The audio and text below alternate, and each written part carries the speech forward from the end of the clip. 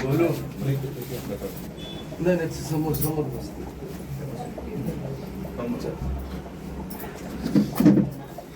मला गोव्याचा अगोदर झोपले का पप्पा झोपला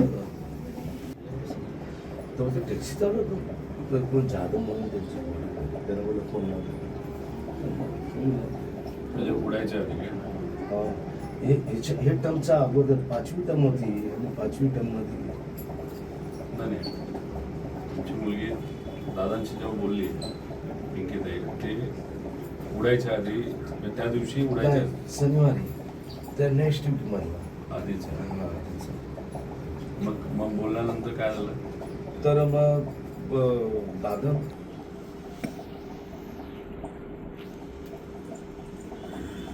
लक्ष द्यायचं बोललं की देवगिरीला यायसाठी दादा जेव्हा दिल्लीला गेले होते आणि दिल्लीवरनं जेव्हा आम्ही नागपूरला आलो होतो तेव्हा पिंकीताई होत्या काय? दिल्लीचं वेळ राष्ट्रपती वगैरे सगळं बरोबर चार्टेड फ्लाईटच करायची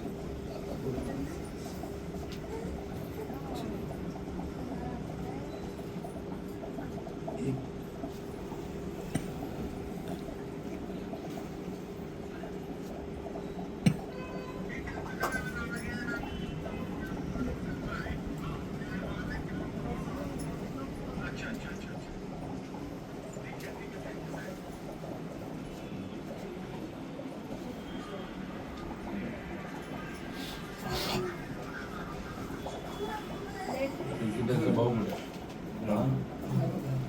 तुम्ही कितवीत आता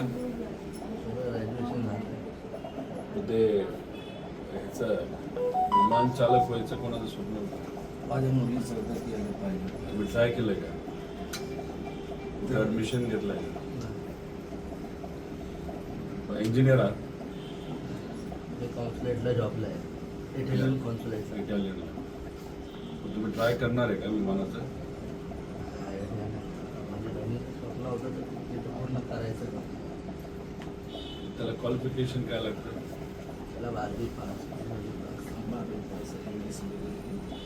व्हायचं असेल तर बेसिक क्वालिफिकेशन काय लागतं मॅथ्स आणि फिजिक्स डिप्लोमा कॉमर्स तुझं काय झालं कॉमर्स झालं असेल तर त्याला काय संधी आहे त्या इंडस्ट्रीमध्ये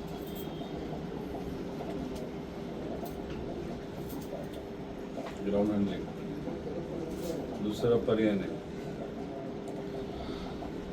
आणि ग्राउंड हँडलिंगला काय क्लासेस असतात आणि काय असतं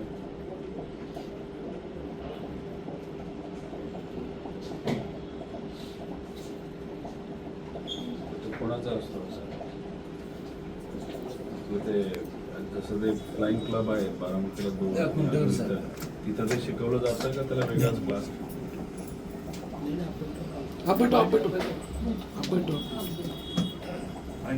विनंती करतो सगळा प्रसंग सांगतो लागलं तर मग नवी मुंबईला जाता येईल का तुम्हाला नवी मुंबई एअरपोर्टशी पण आम्ही बोलतो आणि पवार साहेबांशी बोलवून मग अजून कोण प्रमुख व्यक्तीशी बोलून आपल्याला काय करता येतं पण मला एक आठवडा दे मी काहीतरी कुठंतरी कसं तरी बसवतो त्याच्यात नाही झालं समजा तरी आता तिचा आधार होता ती गेली आता तुटलो कुठेतरी एक कंपनीमध्ये चांगला राहिला जसं होईल तसं मी बोलून सांगतो तुम्हाला शिकवून तुमचा रूम विकलाय पप्पांनी हां गोपाल नगरमध्ये जे माझं परमनंट ॲड्रेस आहे ना तिकडचा रूम विकून म्हणजे ह्याला पण या पहिले नव्हत्या फीस लागायची दिल्ली जात रडलो और कहाँ कर दिल्ली लेके गई, लखनऊ लेके गई, आसाम गई। मतलब ये एयर होस्टेस क्लास क्लास के लिए दिल्ली गई थी, दिल्ली से डायरेक्ट इसका पोस्टिंग आसाम में हो गया। त्याच्यासोबत इंटरव्ह्यूला हे जायचं कुठेही असायला ना आसाम में भी प्राइवेट फ्लाइट में ही थी फ्लायविंग कसं? नाही फ्लायविंग फ्लायबिंग आणि बेस वाहक आणि आकाश एअरमध्ये पण ती काम करायची. आकाश आणि फ्लायबिंग. नंतर प्रमोशन होऊन मग ही चार्टेड फ्लाईट त्याच्या- व्हिडिओ पाठवतो मला व्हिडिओ बघितली दादा एकदम आश्चर्य झालं. ती बोलली की दादा आपण पुरा महाराष्ट्र फिरतोय. आज मुंबईमध्ये माळी परिवार पिंकीताई या ज्या दादांबरोबर त्या विमानामध्ये होत्या आणि दादांचं दुर्दैवी जे निधन त्या ठिकाणी झालं त्याच्यामध्ये या सर्व इतर लोकांचं सुद्धा निधन तिथं झालेलं आपण सगळ्यांनी बघितलेलं आहे.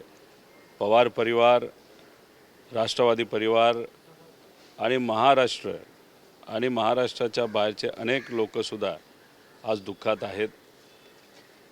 या परिवारामध्ये सुद्धा लोक दुःखात आहेत. त्यामुळे जसं परिवार दुःखामध्ये असताना त्याच्यातून आम्ही सावरण्याचा प्रयत्न त्या ठिकाणी करत आहोत, तसंच जाधव परिवार असेल, माळी परिवार असेल, पाठक परिवार असेल, त्याच्याचबरोबर कपूर परिवार, हे सर्व परिवार त्यातून बाहेर येण्याचा प्रयत्न त्या ठिकाणी करत आहेत. त्यामुळे आमचीसुद्धा जबाबदारी आहे की त्या परिवाराबरोबर राहून त्यांचं सांत्वन करणं, त्यांच्याबरोबर राहणं, त्यांच्या अडचणी समजून घेणं आणि ज्या ज्या काही अडचणी आपल्याला सोडवता येईल त्यासाठी प्रामाणिकपणे प्रयत्न करणं, तिथं आम्ही सर्वजण लक्ष देऊन आहोत. त्यांच्या नोकरीची देखील भावाच्या नोकरीची जबाबदारी तुम्ही घेतली आहे. त्या संदर्भात काही कोणाशी बोलणं करत होतं काय नाही? याच्यामध्ये आपण जर बघितलं तर पिंकीताईंचे जे वडील आहेत ते स्वतः टॅक्सी चालवतात.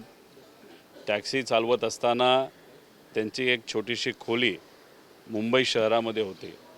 हा परिवार गेले 20-25 वर्ष आपल्या या मुंबईमध्ये येऊन स्थायिक झालेला आहे आणि मग इथं कष्ट करून त्यांनी छोटीशी खोली घेतली होती.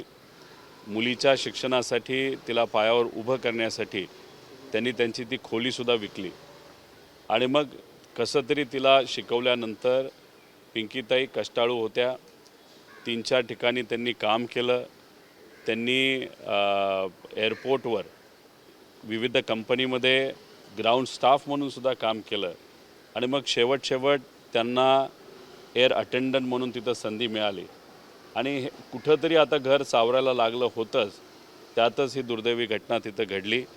त्याच्यात पिंकीताईचं स्वप्न होतं की आपला भाऊसुद्धा पायलट झाला पाहिजे. पायलट होण्यासाठी बेसिक काही क्वालिफिकेशन लागतं, ज्याच्यामध्ये मॅथ्स आणि फिजिक्स हा विषय महत्त्वाचा असतो.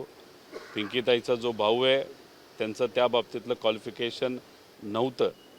मग आता तुर्तास तरी कुठंतरी कुठल्या तरी एअरपोर्टला ग्राउंड स्टाफ म्हणून आपल्याला त्यांना संधी देता येईल का असा प्रयत्न आम्ही तिथं करत आहोत. काही अधिकाऱ्यांशी आम्ही बोललो. त्यांनी भावनिक दृष्टिकोनातून मदत करण्यासाठी होकार दिलेला आहे. पिंकीताईंच्या भावाचा CV आम्ही त्यांना तिथं पाठवलेला आहे. त्यांना नोकरी लागेलच असा आम्हाला विश्वास आहे.